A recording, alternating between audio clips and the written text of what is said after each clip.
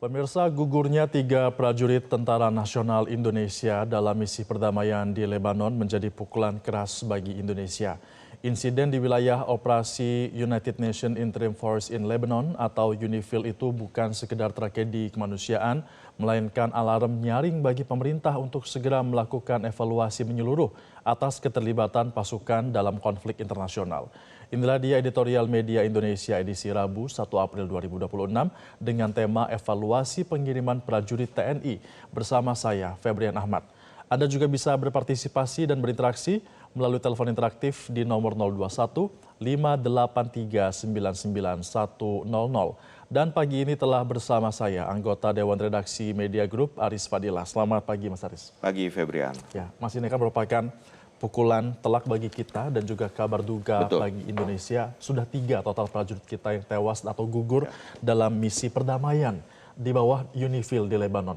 Nah, melihat hal ini redaksi seperti apa, Mas Aris? Ya, pertama-tama kita harus mengucapkan turut berduka cita atas gugurnya para putra-putra terbaik kita sebagai penjaga perdamaian di Lebanon.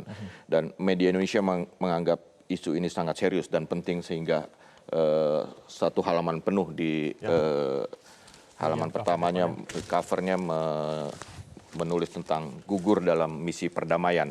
Kenapa ini penting? Karena ini bukan korban perang biasa. Kita tidak sedang membicarakan prajurit yang gugur dalam operasi perang tempur nasional. Kita sedang berbicara tentang tentara Indonesia yang dikirim dunia untuk menjaga perdamaian. Maka ketika mereka menjadi korban, yang diserang bukan hanya Indonesia, tapi legitimasi perdamaian internasional. Kita tahu bahwa Indonesia adalah salah satu kontributor terbesar pasukan penjaga perdamaian dunia melalui UNIFIL. Kita nomor 2 ya, Mas Aris. Iya, betul. Dan mereka memakai bendera PBB, bukan bendera negara. Berarti menyerang penjaga perdamaian, menyerang peacekeeper, ini sama dengan menentang hukum internasional. Maka jika pasukan perdamaian saja tidak aman, maka dunia sedang kehilangan mekanisme untuk menjaga damai. Kemana kita harus mengajukan protes? Karena ini kan di bawah UNIFIL PBB, tapi mau tidak mau ini juga berada di wilayah kedaulatan Lebanon. Betul. Ya, tentu ini pasukan ini kan tadi kita sebut bukan membawa bendera Indonesia ketika dia hadir di wilayah konflik ini. Dia membawa bendera perdamaian, membawa PBB. Kita harus protes keras terhadap PBB dan PBB harus menjawab dengan melakukan investigasi yang menyeluruh dan total. Siapa yang harus bertanggung jawab? Karena tadi kita katakan bahwa ini adalah menyerang pasukan perdamaian, menyerang legitimasi hukum internasional yang menjaga damai. Perlukah kita melakukan diplomasi, Mas Aris, agar pengamanan terhadap prajurit kita yang berada di Timur Tengah ini harus diketatkan? Betul. Mungkin ini sudah bukan, ini kan bukan yang pertama kali Indonesia mengirim pasukan perdamaian di Lebanon ini.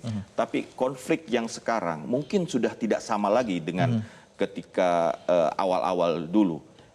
Itu yang harus dievaluasi menurut saya. Seperti apa ancamannya, real ancamannya seperti apa. Karena kita tahu ini kan imbas dari perang antara Israel Amerika dengan Iran, kemudian ada apa istilahnya proksi-proksi Iran di Lebanon, dalam hal ini Hezbollah, kemudian Israel menyerang Hezbollah. Dan disitulah yang harus betul-betul dipetakan seperti apa sih ancaman terhadap pasukan UNIFIL, khususnya pasukan kita yang berada di sana. Iya, maka dari itu kita akan bahas kali ini, Mas Aris ya. Kita akan lihat pemirsa selengkapnya berikut ini untuk Anda.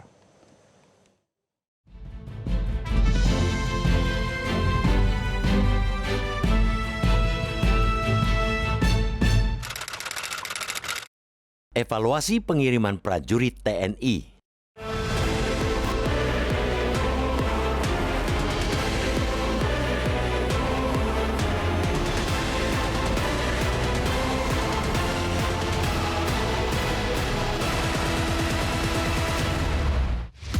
Gugurnya 3 prajurit Tentara Nasional Indonesia TNI dalam misi perdamaian di Lebanon menjadi pukulan keras bagi Indonesia. Insiden di wilayah operasi United Nations Interim Force in Lebanon, UNIFIL, itu bukan sekadar tragedi kemanusiaan, melainkan alarm nyaring bagi pemerintah untuk segera melakukan evaluasi menyeluruh atas keterlibatan pasukan dalam konflik internasional. Serangan yang diduga dilakukan oleh Israel Defense Forces (IDF) terhadap pasukan penjaga perdamaian jelas mencederai prinsip dasar hukum internasional. Pasukan perdamaian hadir bukan untuk bertempur, melainkan menjaga stabilitas dan melindungi warga sipil. Ketika mereka justru menjadi target, dunia harus mengakui adanya kegagalan serius dalam sistem perlindungan internasional. Pemerintah Indonesia layak diapresiasi karena bergerak cepat. Langkah membawa persoalan ini ke Dewan Keamanan PBB serta mendesak investigasi merupakan respons yang tepat. Komunikasi langsung dengan Sekretaris Jenderal PBB, Antonio Guterres, juga mencerminkan keseriusan diplomasi Indonesia. Namun, kecaman dan desakan saja tidak cukup.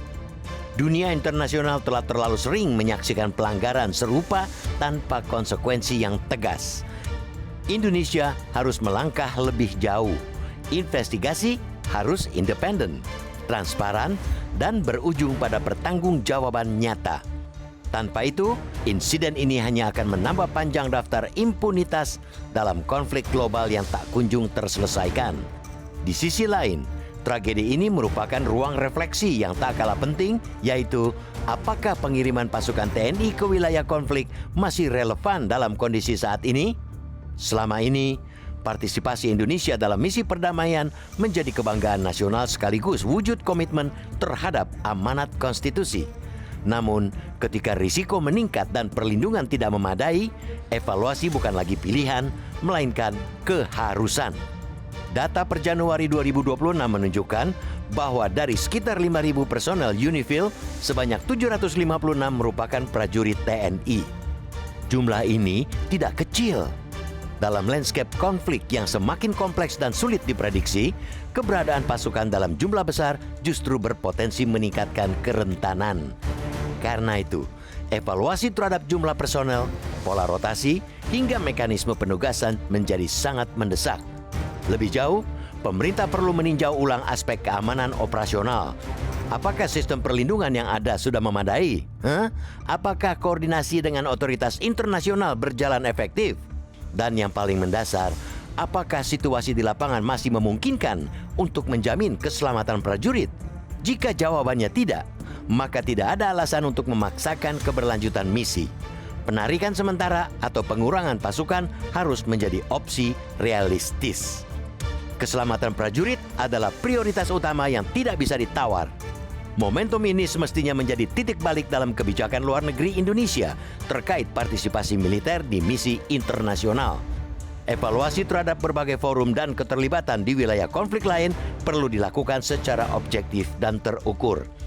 Indonesia harus memastikan bahwa setiap keikutsertaan benar-benar memberikan kontribusi nyata bagi perdamaian dunia, bukan sekadar simbol kehadiran. Pada akhirnya, gugurnya prajurit TNI bukan hanya kehilangan bagi keluarga dan bangsa, tetapi juga pengingat bahwa misi perdamaian tidak pernah bebas risiko. Juga karena itulah, negara dituntut hadir dengan kebijakan yang matang, perlindungan maksimal, serta keberanian untuk mengevaluasi diri.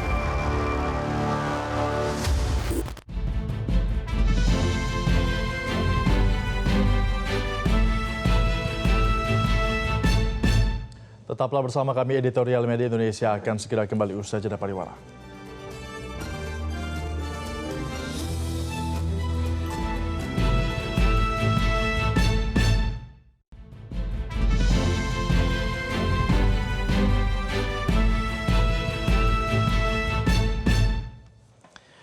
Terima kasih Anda masih bersama kami dalam Editorial Media Indonesia. Kami sudah terhubung dengan sejumlah pemirsa Metro TV yang sudah terhubung melalui sambungan interaktif. Yang pertama ada Pak Edward di Bengkulu. Pak Edward, silakan. Selamat pagi Metro TV. Selamat pagi. Mendengar berita duka ini, kita sangat prihatin sebagai bangsa Indonesia karena gugurnya 3 orang putra terbaik, pahlawan bangsa.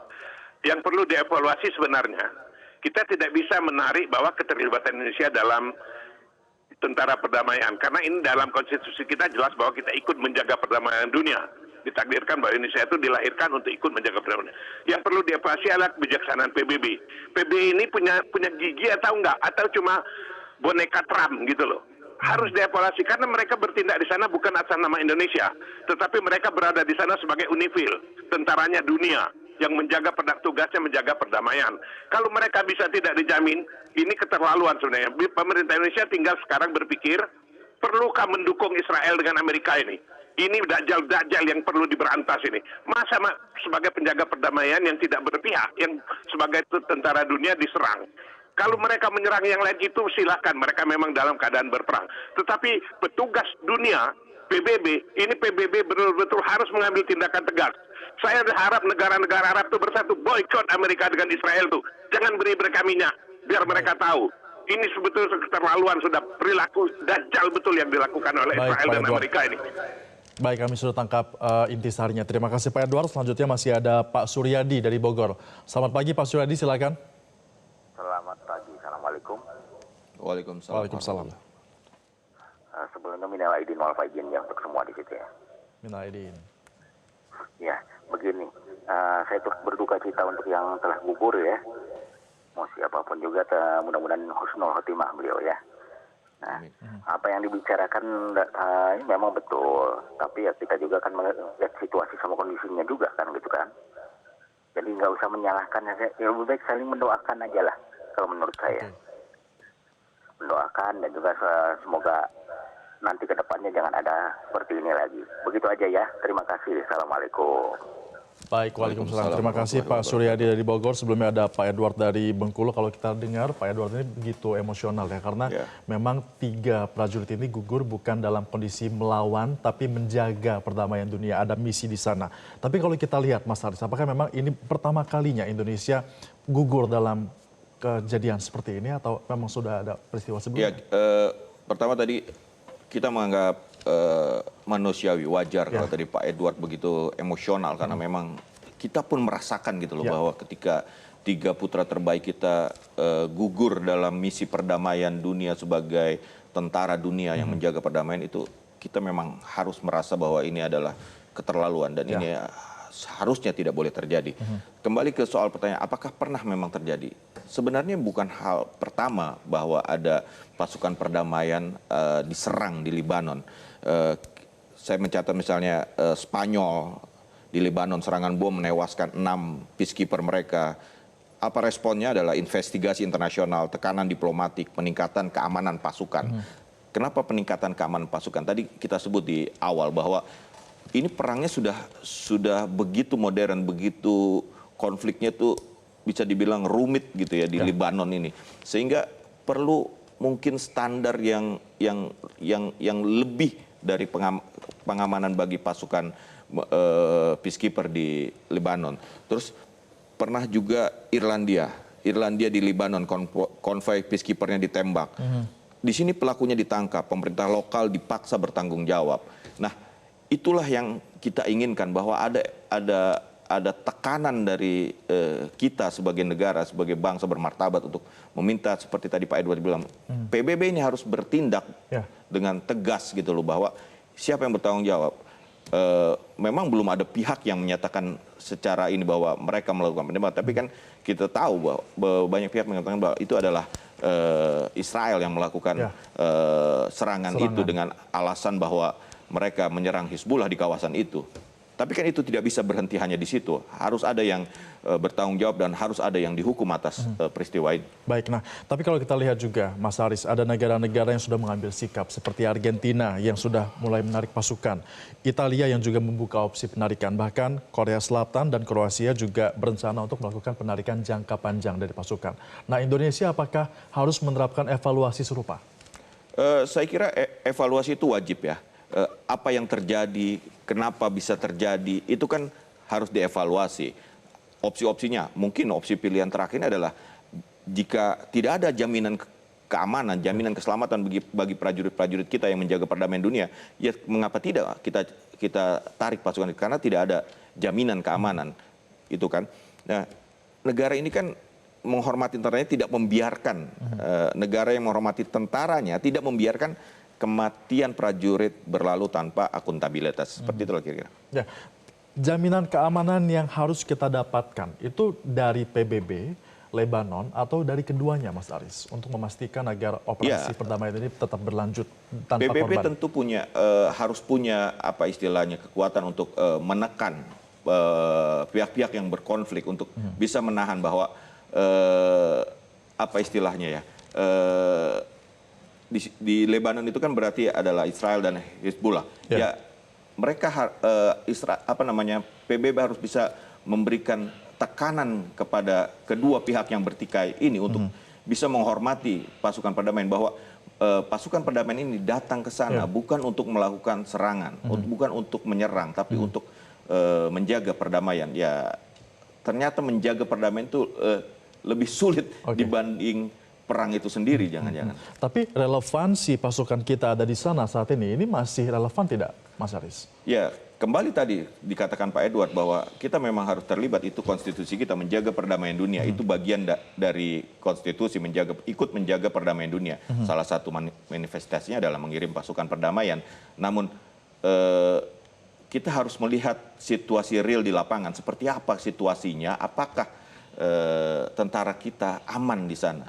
Karena bagaimanapun mereka meninggalkan keluarganya di sini untuk menjaga. Kan kita harus memberikan jaminan kepada keluarga bahwa mereka dikirim dengan jaminan keamanan, karena mereka ke sana bukan berperang, mereka ke sana adalah menjaga perdamaian. Kalau dari pemerintah kita dalam hal ini MPR juga sudah meminta untuk mempertimbangkan untuk menarik TNI dari UNIFIL. Nah, kalau kita tarik kontribusi dalam perdamaian dunia, apakah masih bisa dilakukan tanpa harus terlibat langsung sebagai prajurit di sana? Bisa, sangat bisa. Tapi kan itu tadi harus ada evaluasinya dulu nih. Evaluasinya seperti apa? Harus dilihat dulu. Kita jangan dulu ke situ, tapi ini kenapa bisa sampai terjadi? Siapa yang harus bertanggung jawab? Itu kita tekan. Gitu loh. PBB yang harus, kalau tadi kita lihat mereka akan melakukan investigasi, ya kita kejar investigasi seperti apa yang dilakukan dan siapa yang harus bertanggung jawab, dan kita melakukan diplomasi ke negara-negara di sekitar Turki bahwa ya ini tidak bisa dibiarkan dan ini bisa terjadi kepada pasukan perdamaian dari negara lain. Baik, apalagi ada sekitar 756 itu personil. Bukan jumlah yang sedikit, itu jumlah yang besar. Terbanyak kedua, Mas Aris. Betul. Dan itu harus dijamin keamanannya. Harus dijamin ya, baik. Kami masih akan segera kembali usai jeda pariwara pemirsa, dan tetaplah bersama kami dalam Editorial Media Indonesia.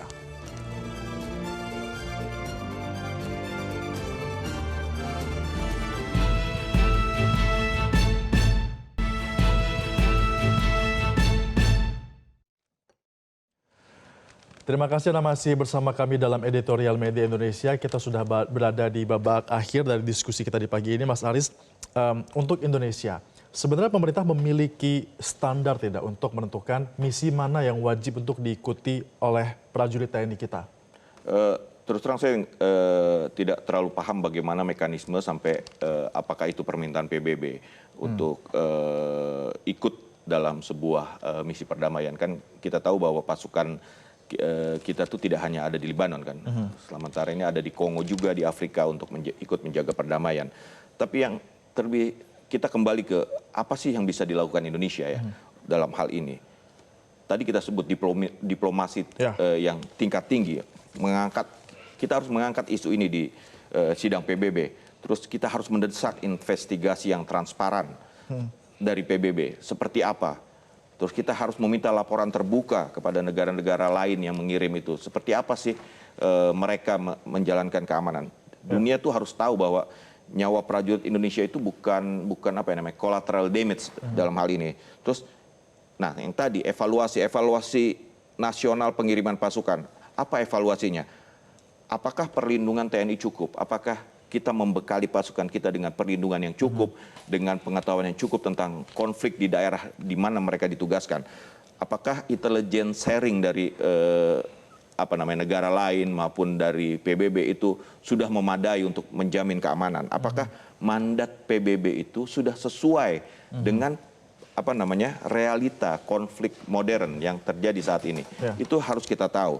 Karena ini kan gini loh. apakah kita meminta evaluasi apapun nanti misalnya mencabut menarik pasukan, itu kan bukan kita anti perdamaian, tapi kita ingin melindungi prajurit kita yang pergi ke sana tuh bukan untuk berperang, tapi untuk menjaga perdamaian di tempat yang berkonflik.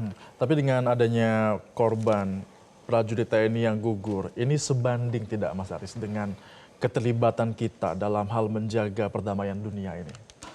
Ini bukan soal sebanding atau tidak, kita tidak bisa membandingkan seperti itu ya.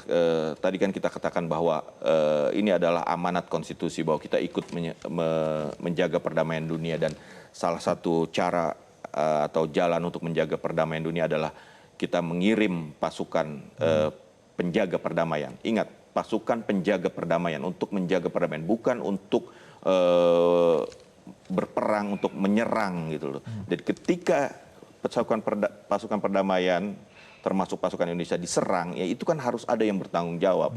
Kok orang menjaga perdamaian diserang gitu? Itu kan harus dan kan kita tahu bahwa Indonesia adalah bangsa yang menjaga perdamaian, tapi perdamaian tidak boleh dibayar dengan nyawa prajurit kita. Jadi pemerintah juga wajib ya untuk terus mendesak agar ini diinvestigasi, pelakunya juga harus ditangkap. Seperti itu Mas Aris ya? Betul. Baik, terima kasih Mas Aris sudah hadir dalam diskusi di pagi hari ini, dan pemirsa tentunya kalau kita lihat peristiwa ini juga sangat memukul, dan pada akhirnya pun gugurnya prajurit TNI ini bukan hanya kehilangan bagi keluarga dan juga bangsa, tetapi juga pengingat bahwa misi perdamaian tidak pernah bebas resiko. Justru karena itulah negara dituntut hadir dengan kebijakan yang matang, perlindungan maksimal, serta keberanian untuk mengevaluasi diri. Demikianlah editorial Media Indonesia untuk pagi ini. Saya Febrian Ahmad beserta kru yang bertugas mengucapkan terima kasih atas perhatian Anda. Sampai jumpa.